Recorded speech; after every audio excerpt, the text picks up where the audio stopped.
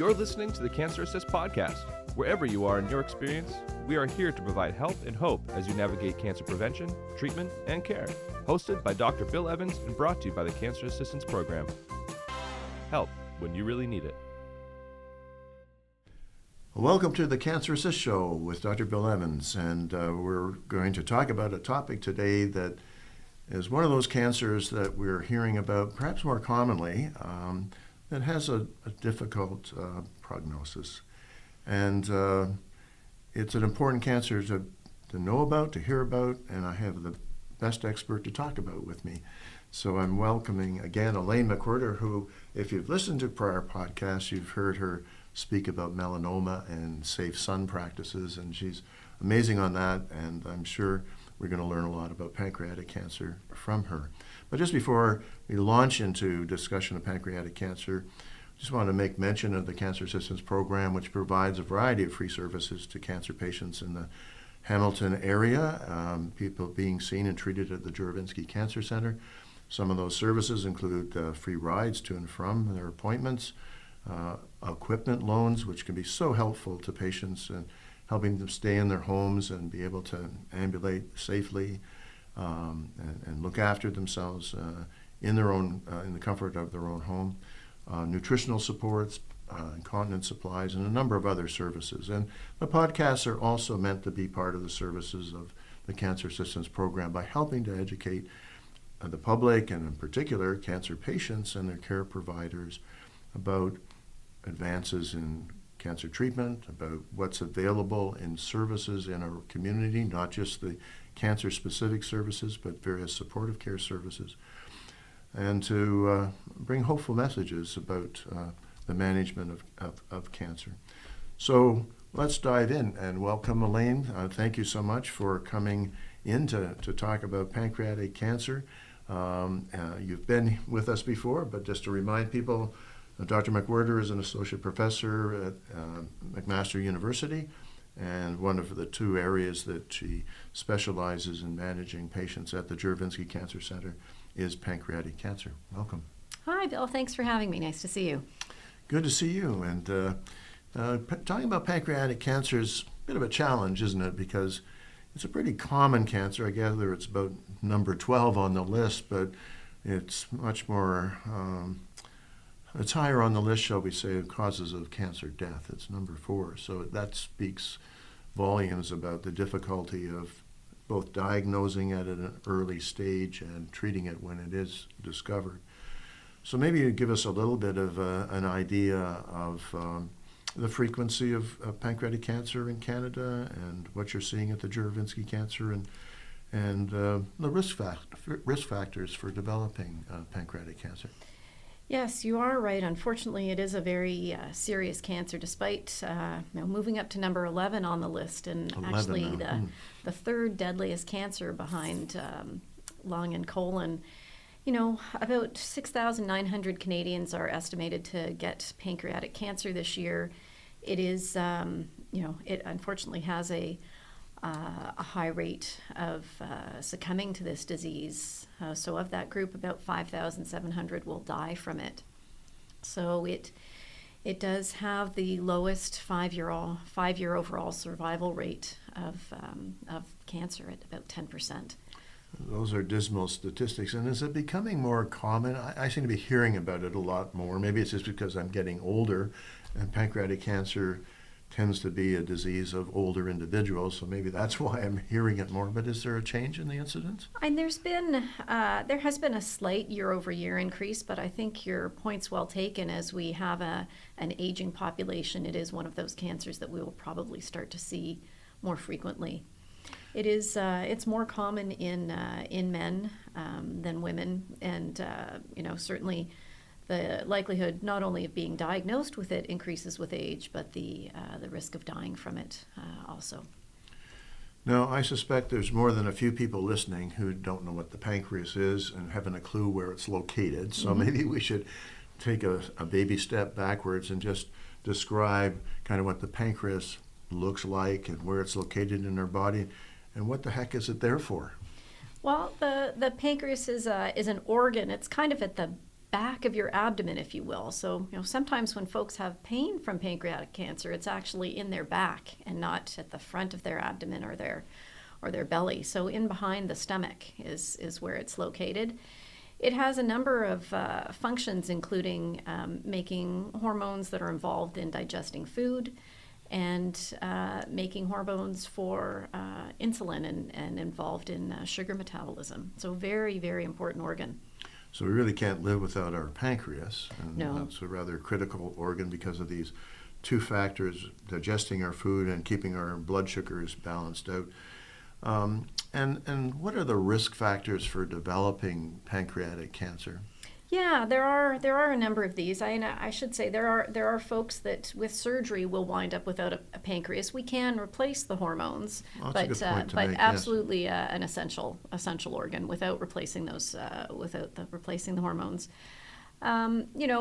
Smoking, and I'm sure on this show this has been discussed several times in terms of it being related to cancer, is also implicated as one of the risk factors for pancreatic cancer. Maybe about 20 to 30% of them may be. Obesity, again, another theme we see with some other cancers. Diabetes, that's a bit not quite as clear in terms of that connection. We know that maybe 10 to 20% of pancreatic cancers are hereditary. There's a few genes we know about. The hereditary breast and ovarian syndrome is mutations in the BRCA1 or BRCA2 genes have been implicated. And in addition, the familial atypical multiple mole syndrome. So there is a connection, oddly enough, between pancreatic cancer and melanoma, and that's through the P16 gene. And lastly, Lynch syndrome, or HNPCC. It is quite a rare syndrome, but in type B, those patients do have a higher risk.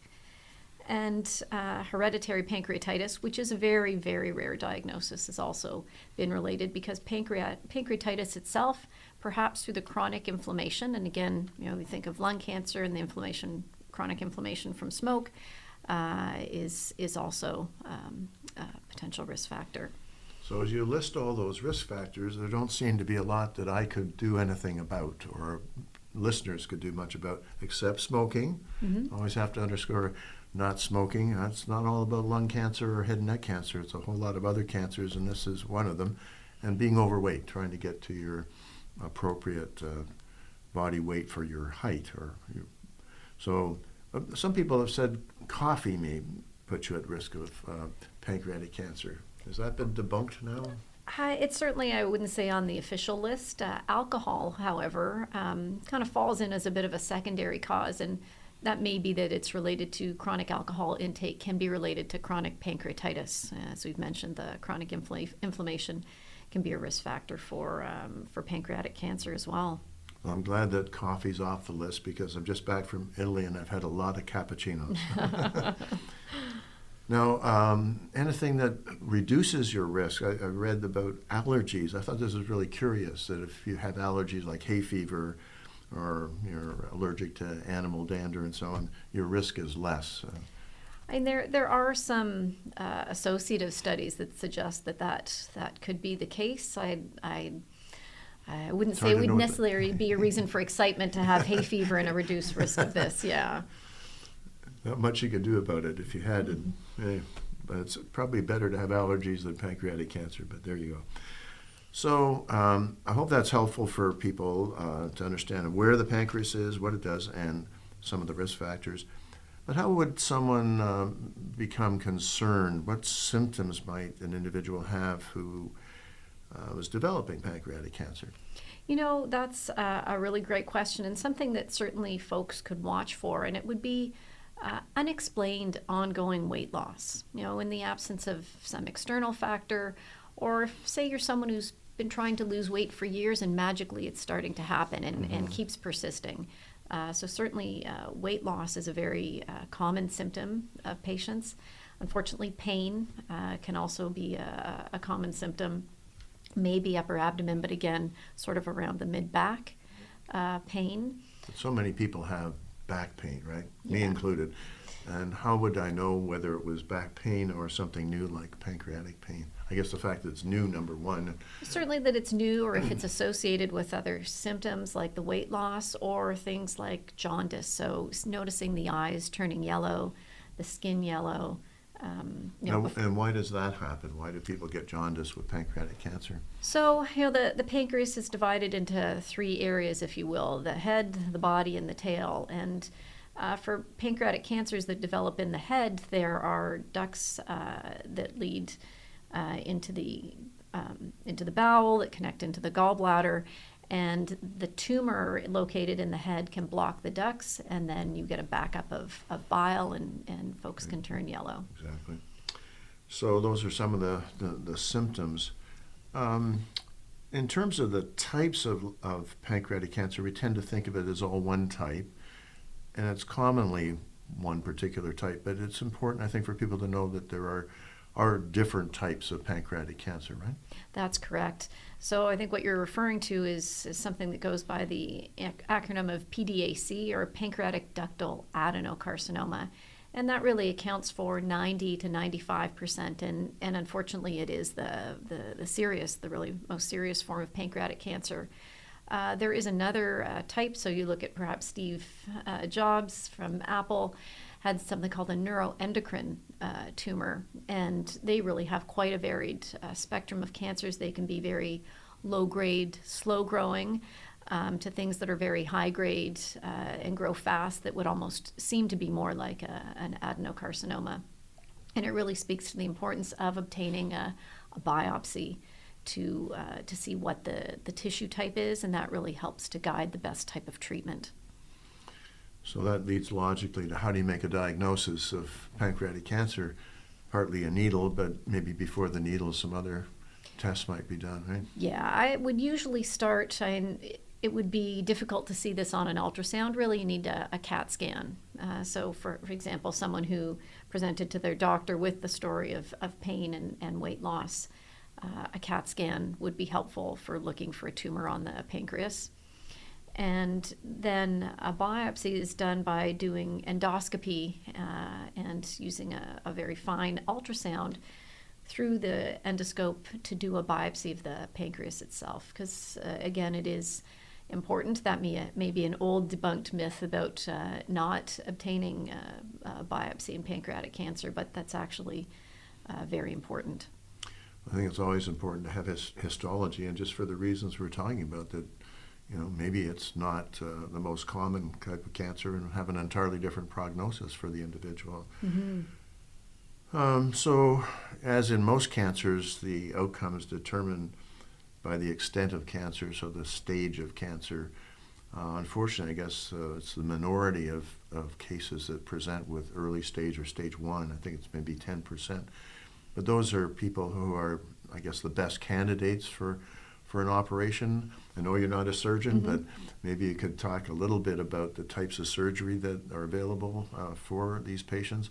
It always struck me that pancreatic cancer surgery was about the most complicated surgery you can imagine, and I guess pretty high risk in many respects. But fortunately in Hamilton we do have a hepatobiliary team that's an excellent group of surgeons who can do this work. And maybe we'll come back to that fact about the relationship between how much experience surgeons have and the outcomes from cancer surgery. But maybe just first a little description of what kind of operation they have to do in order to resect pancreatic cancer. Yeah, so it's a very large procedure, something called a Whipple's. And there's two groups of patients who are ineligible for surgery. We tend to think of patients where the cancer has already spread, for example, to the liver. And that would be a stage 4 pancreatic cancer, and to take that tumor out of the pancreas would not prolong life. And the other group of patients who aren't eligible for the surgery is the tumors wrap around the arteries and veins, and in that setting, you also can't remove the tumor, unfortunately. So there's a lot of plumbing involved here to get things reconnected to parts of the stomach, and and small bowel, but we won't go into that. We'll leave that to the surgeons to describe it another occasion perhaps. But one of the things that is interesting is this volume outcome relationship, and something that in Ontario, through Cancer Care Ontario, they looked at the survival of patients in the perioperative period versus the number of procedures that surgeons did. And I think initially there were more than 40 locations in the province of Ontario that did this kind of surgery. Those that did it only infrequently, 1 or 2 or 3 cases a year, the outcomes are not as good. And it's maybe not so much the surgeon's inability to do the surgery, but institutions that don't have all the supports to help a person through the post-operative period after a complex surgery. So a lot of rationalization of these services has taken place in the province, such that you have concentrated centers where that work is concentrated. In Hamilton, and the Juravinski Hospital Cancer Center is one of those sites where they have the hepatobiliary surgeons concentrated. I actually found a statistic that for every 10 pancreatic resections, incremental 10, there's a 20% improvement in outcome. So it's not a small difference, and a good reason for concentrating the surgeons. Of course, a lot of them, when we did this, weren't very happy about it, but eventually they settle into the new mode of operating, perhaps in a different facility. You're right. We have an excellent, tertiary quaternary referral center and a large group of dedicated hepatobiliary surgeons. So, for the reasons you've mentioned, it absolutely makes sense. And it's not that all your care has to stay, in Hamilton. For our listeners who live closer to Niagara or, Oakville, Mississauga, they can return to their, closer to home if there is a need for chemotherapy after the surgery. And the decision making, I imagine, for these complex surgeries is not simple. And so there's a multidisciplinary team, and I presume a lot of these patients are discussed at a multidisciplinary tumor board. They are all, in fact, all of the pancreatic cancer patients' cases, their pathology, most importantly, their imaging, their CAT scans, or perhaps even an MRI, is reviewed by the group to make surgical decisions. So, really, patients aren't getting the expertise only of their surgeon, but it's really from the entire group of expert surgeons. And that's really important for people to know and understand, that you're not relying on Dr. X's view of the situation, but you're getting, I guess, Dr. X, Y, and Z, and many others as well, because you got radiologists, pathologists, all contributing to the discussion to try and make the best possible decision. And again, that's one of the good things in the province of Ontario that Cancer Care Ontario brought in was a requirement for conferencing patients about, particularly those who have complex cancers and complex management, that they be conferenced with a group of specialists that are diverse in their perspectives: the radiologist, the radiation therapist, the surgeon, the medical oncologist, the pathologist. And so you're getting a very sophisticated opinion, and it should give patients confidence and comfort to know that you're getting that level of sophisticated input. We're going to talk about the treatment, the non-surgical treatment, in a moment. We're going to take a brief break for a message from the Cancer Assistance Program, and we'll be right back with Dr. McWhirter to talk about treatment with systemic therapy and some new investigations that are planned for the treatment of this disease. Be right back. We'd like to take a moment to thank our generous supporters, the Hutton Family Fund and Banco Creative Studio, who help make the Cancer Assist podcast possible. The Cancer Assistance Program is as busy as ever, providing essential support to patients and their families. We remain committed to providing free services for patients in our community, including transportation and equipment loans, personal care and comfort items, parking, and practical education. These services are made possible by the generosity of our donors through one-time gifts, monthly donations, third-party fundraising, corporate sponsorships, and volunteer opportunities. Visit cancerassist.ca to see how you can make a difference in the lives of cancer patients and their families.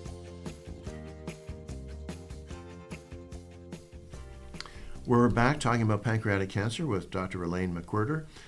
We were talking about surgical management just before the break. I want to talk a bit about what's more commonly needed, which is some form of systemic therapy to treat a pancreatic cancer, because I guess all too commonly this cancer has either spread to organs like the liver or is inoperable because it's around very important vascular structures and simply can't be resected. So, Dr. McWhirter, what kinds of treatment options are available for patients in that situation? Yeah, so I mean, there are chemotherapy options certainly, and there have been, gains over the years in terms of chemotherapy. For a long time, for over a decade, there was only one drug called gemcitabine. It's a drug that patients actually feel better on. It's an interesting drug. It was the first chemotherapy drug to be approved based on something called a clinical benefit response. And what did that mean? Patients actually felt better. It did extensive quality of life questionnaires looking at pain medication needs, weight, as we've talked about, as an issue, and overall quality of life and how well they were functioning, performance status. And it found that a quarter of patients improved on at least one of those spheres and remained stable on the other two. And it's been supplanted over the years. But for some folks where using multiple drugs might be a bit strong, we can still really see people actually feel better on chemotherapy. I know folks often worry about being sick and feeling worse on chemotherapy. Especially the elderly and the frail elderly. And we mentioned earlier that the incidence of pancreatic cancer goes up with age. So you're looking at someone in their 70s or 80s. Some of the chemotherapy that's available couldn't be described as improving your quality of life. So having a drug like gemcitabine in this situation would be very, very helpful. But have we moved past gemcitabine? And so indeed we have. We have a couple of combination options that were studied compared to gemcitabine. One is a 2-drug combination of nab-paclitaxel plus gemcitabine, and showed that without a loss or without a detriment rather to quality of life, patients actually lived longer. So we, unlike gemcitabine, where folks didn't necessarily live longer, but they felt better, we're starting to see that people were living longer with chemotherapy. And then another regimen, which is quite commonly used now, is something called FOLFIRINOX. And again, seeing not only patients feeling well, but also living longer. So there certainly have been improvements in the 20 teens. So it took a long time to get there. I think what's really important, though, about finding drugs that worked for our patients who either couldn't have surgery or the cancer had already spread, is that these drugs, once you find a good drug that works in metastatic or inoperable cancers, you move them into the post-operative setting. So gemcitabine used to be the after-surgery standard and had really, we'll say, very modest benefits. Now we're using FOLFIRINOX in the post-operative setting, and again, seeing very significant improvements in how long patients are living before their cancer comes back. No, that's very encouraging to hear. And one of the areas, or maybe a couple of the areas that we've seen a lot of improvement is with sort of molecular targeted therapies or immunotherapy. Is any of that relevant to pancreas? Yes, that's a great question. And unfortunately, for the vast majority of people, immunotherapy does not seem to work in pancreatic cancer. Certainly, it has been successful in some patients. So trying to find what the targets are, who are these patients who are responding, similar to what we've been through in colon cancer, for example, and the mismatch repair status that hit the news earlier this year for the rectal cancer patients. We are trying to find ways to improve upon figuring out immunotherapy for a small group, and other targets such as for the patients who have the BRCA mutations, and borrowing drugs from that setting are having some modest benefits, and certainly that's an ongoing area of research, looking for additional targets and finding drugs to try and help our patients even more.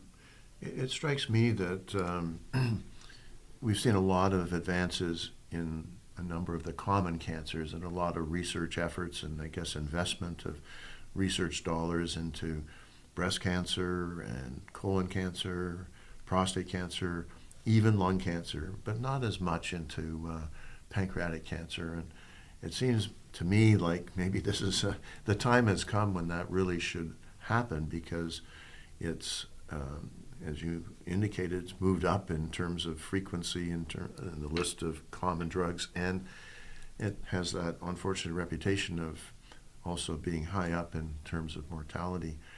Are there initiatives underway through our own clinical trials group in Canada or through the National Institutes of Health and National Cancer Institute in the United States to focus more on pancreatic cancer? Yes, I think your point's well made, that being a less common cancer and seeing other very deadly cancers have significant improvements in drugs and targets such as lung cancer. Pancreatic cancer is a very active area for research, and the Canadian Clinical Trials Group has a large study that we have open at the Juravinski. We're actually the first site to open in Canada with Dr. Serrano. All of our surgeons are on board for this, and it's approaching patients to look at potentially having chemotherapy before their surgery rather than after. Mm-hmm. We've seen this be an effective strategy in other cancers. Unfortunately, in the field of cancer, you can't assume that until you do the trial. So this trial is splitting patients into two groups. One will have our usual standard. Folks will have surgery first and then have 6 months of chemotherapy after. And in the experimental arm, patients are going to start with chemotherapy first and have 4 months of chemotherapy, then surgery, and then the other 2 months. And I think this really could be a potential way at killing microscopic tumor cells that we believe in pancreatic cancer often escape early, and at the end of the day potentially see more patients alive for longer. It's what we're looking at. Well, it's great to hear that there are these research programs and a new trial in this area, and that JCC is leading the way, so congratulations. But the care of cancer patients isn't just about drugs or surgery. It's a holistic process, and I guess given the nature of pancreatic cancer, probably good for our listeners to know what other resources are brought to bear to help the patient through their illness in terms of psychosocial supports or other kinds of supports that are meaningful to them as they go on this journey with cancer. You're right, Bill. That's a very important part of the cancer journey, especially for patients with pancreatic cancer, and certainly something that we do at the Juravinski. Having our patients meet with our psychosocial supportive team, having them meet with the pain specialists, the palliative team. They're not just the pain. It's not just pain. It's all of these other symptoms that can go along with pancreatic cancer. The loss of interest in food, the weight loss, the tiredness. It's really a very holistic approach, for patients, whether or not they're on chemotherapy, to really introduce them to that bigger care team to support all of their other physical, spiritual, mental health needs, because the reality is, unfortunately, it's a very serious diagnosis, and I think it's helpful to get to meet the folks in your team, so when you do need them down the road, you've already got that rapport or relationship with them. Because that's been a criticism in the past, that oftentimes we bring in the palliative care physicians or the pain specialist or the social worker at the point when we have nothing else to offer as oncologists, and integrating those teams and bringing them in early seems to me to be the way to go, but maybe it's been hard to do just because of the resources available. There's so many patients and only so many of the social care or supportive care workers to meet the needs, but integrating it in this particular disease makes a whole lot of sense. As we sort of wind up here, are there any particular messages you'd like to leave listeners with about pancreatic cancer and its management approach to it? And yes, I think, as you mentioned, to reassure patients that it is an active area of research, and there is a lot of support for patients. There are treatment options.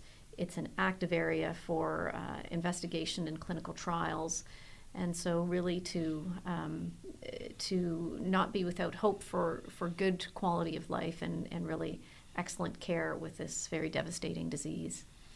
And certainly I think we're very fortunate in Hamilton to have a multidisciplinary team. We already touched on the fact that we've got excellent hepatobiliary surgeons who do this kind of pancreatic surgery as well, and a full multidisciplinary team, including yourself, Dr. McWhirter, who make a difference in patients' lives. And it's really a blessing to have these resources here in Hamilton to serve these patients' needs. So thank you so much for sharing your knowledge and expertise with us today. It's been great.